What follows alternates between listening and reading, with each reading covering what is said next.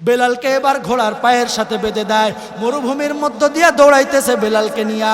বেলালের শরীরের মধ্যে ঠুসকা পড়ে যায়, এমনভাবে নির্যাতন, বেলালকে কয়লার ওপর শোয়া দেয়, শিক গরম করে বেলালকে সেকা দেওয়া হয়। এত নির্যাতন, বেলাল জোরে জোরে বলতে থাকে আহাদ আহাদ, ওই আল্লাহ এক। হযরতে আবু বকর এসে বলে, বেলাল আহাদ এত জোরে বলার দরকার নাই, ইন্নাল্লাহ আলিমুম বিদাতিস সুদূর। আমার আল্লাহ জোরে বললেও শুনে, আমার আল্লাহ আস্তে বললেও শুনে, কাজেই তোমার এত জোরে বলার দরকার নাই। তুমি বেলাল আস্তে বলো, অবশ্যই আল্লাহ তাআলা সব শুনতে পারবেন। এবার বেলাল বলে ঠিক আছে। পরের দিন আবু বকর এসে দেখে বেলাল আবার জোরে জোরে আহাদ বলে। কিরে আবু বকর, তুমি আবার আসছো? বলে হ্যাঁ, না আসে করবো কি? বেলাল, তোমাকে না নিষেধ করলাম আহাদ জোরে বলো না, আবার জোরে বলো কেন? আচ্ছা ঠিক আছে, কালকে থেকে আসতে বলবো। এইভাবে বেলাল প্রতিদিন আসতে বলার কথা বলে, কিন্তু বেলাল আসতে বলে না। আবু বকর বলে, কি ব্যাপার, তোমার কাম কি? তুমি কথা বললে শুনো না কেন? বলে, আবু বকর, আমি আল্লাহর নাম আসতে নিতে পারি না। আপনি জানেন না আমি আল্লাহর নাম জোরে নিলে কি হয়? এই উমাইয়ার দস্যুরা আমাকে শিক গরম করে আমাকে ছ্যাক দেয়, আমার শরীরের মধ্যে খেজুর কাটা বিধাইতে থাকে। যখন আমি আহাদ বলে ওই আল্লাহকে ডাক দেই, আল্লাহর প্রেমের মহাব্বতে সব কষ্ট আমি ভুলে যাই। আল্লাহর রাসূলের সাহাবীরা কত কষ্ট করে তারা তাদের নিজেদের অবস্থানের ওপর ইস্তেকামাতের সাথে থেকেছেন। আল্লাহর রাসূলের সাহাবী হযরতে বেলাল রাদিয়াল্লাহু আনহু, জীবনে তার কত কষ্ট। আল্লাহর নবীর এই সাহাবী হযরতে বেলাল সারাটা জীবন কত কষ্ট করেছেন। তিনি হইল গোলাম, গোলাম তার বাবাও গোলাম, কালা গোলাম বেলাল।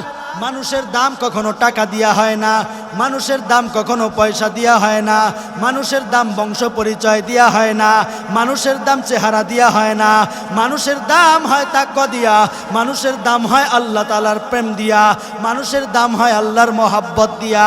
হযরতে বেলাল কালো গোলাম, হযরতে বেলালের মধ্যে আল্লাহর কেমন প্রেম। হযরতে বেলাল একজন গোলাম মানুষ, তার বাবাও গোলাম, কিন্তু আল্লাহ তাআলার প্রেম ঢোকার কারণে বেলাল কেমন দামি সাহাবী হয়ে গেছে। ইসলামের শুরু থেকেই বেলাল কষ্ট করেছে।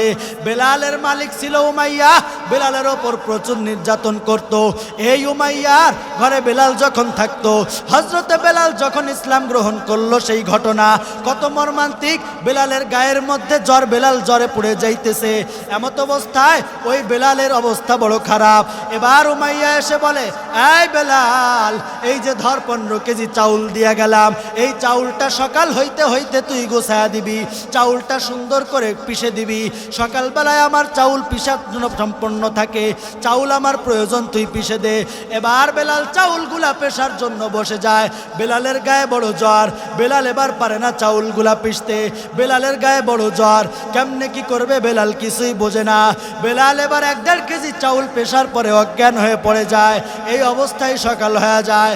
উমাইয়া এসে দেখে বেলাল চাউলগুলো পিষে নাই। এবার উমাইয়া বলতে থাকে, কিরে বেলাল, চাউলগুলা পিষলি না কেন?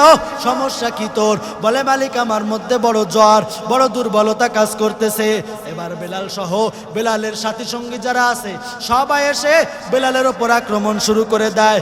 আক্রমণ করে করে বেলালকে আরো রোগী বানিয়ে ফেলে, আরো অত্যাচার করতে থাকে, আরো অত্যাচার করতে থাকে, আরো জুলুম করতে থাকে। বেলাল এইবার আরো অসুস্থ হয়ে পড়ে। ঘাড় ধাক্কা দিয়া বেলালকে রাস্তায় পাঠা দেয়। রাস্তায় গিয়া বেলাল গোড়ায় কান্না করে। ইতিমধ্যে কেউ বেলালের সামনে দিয়া যায় তো কিন্তু তাকায় না, কিন্তু সরকারে দু আলম মুহাম্মদুর রাসূলুল্লাহ বেলালের দিকে নজর পড়ে গেছে। বেলালের কাছে জিজ্ঞাসা করে, ভাই তোমার অবস্থা কেমন, কেন এমন? বলে, আমার মালিক আমার প্রতি এমন ভাবে নির্যাতন করেছে। এবার বেলালের প্রতি আল্লাহর রাসূলের মায়া লেগে যায়। পেয়ারা হাবিব আমার চলে যায় সোজা নিজের ঘরে। হযরতে আয়েশা রাদিয়াল্লাহু আনহাকে জিজ্ঞাসা করে, ওগো আয়েশা, ঘরে কি খাবার আছে? হযরতে আয়েশা বলে, কোনো খাবার নাই, আপনিও জানেন 5 দিন আমাদের ঘরেও রান্না হয় না। পাশের বাড়ির সাহাবী আধা গ্লাস দুধ দিয়ে গিয়েছে, আর 2টা খেজুর আপনার জন্য রেখেছি। আল্লাহর নবী বলে, আয়েশা রে, আমার হাতে তুলে দাও। নবী এবার এইগুলো হাতে নেয়, দুধ আর খেজুর নিয়ে বেলালের কাছে চলে যায়। বেলাল রে সেই দুধ পান করায়, খেজুর খাওয়ায়। বেলাল এবার একটু সুস্থ হয়ে উঠে বসে আর জিজ্ঞাসা করে, বলেন না পথিক, আপনার পরিচয় কি?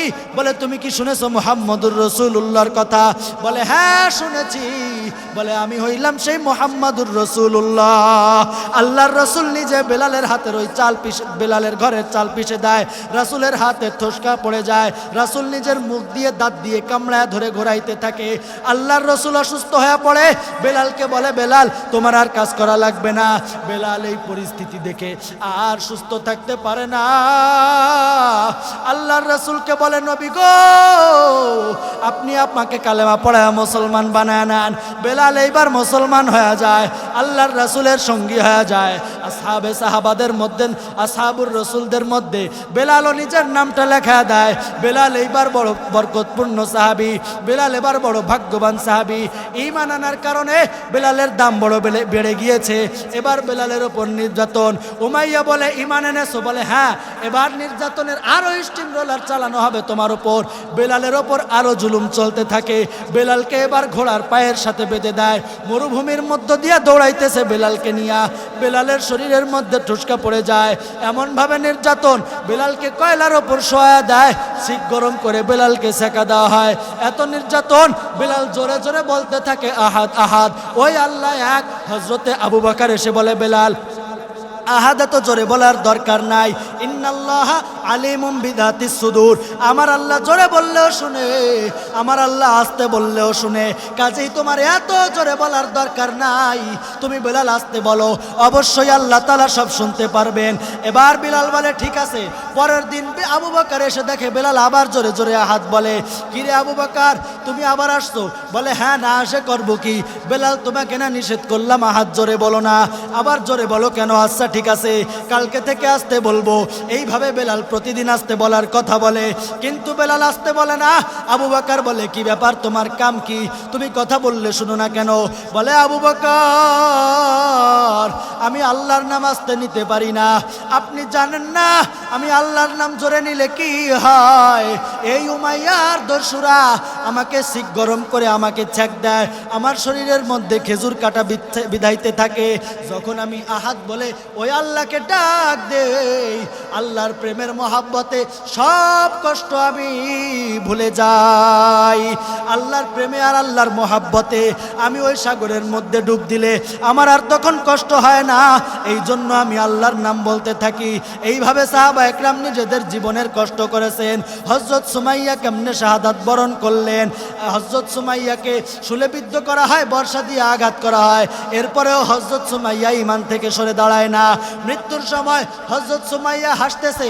আবু জাহেল বলে, হাসিস কেন? বলে, হাসবো না, ওই যে আমার আল্লাহর ওয়াদাকৃত জান্নাত আমি দেখতে পারতেছি।